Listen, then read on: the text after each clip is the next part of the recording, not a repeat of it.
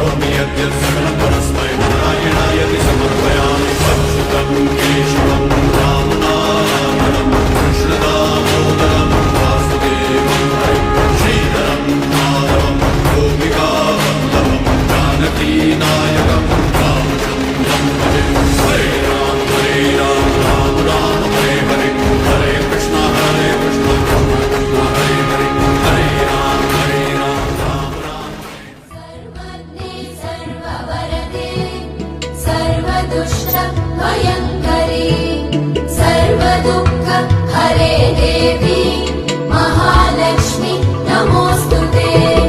सिद्धिबुद्धिप्रदे देवी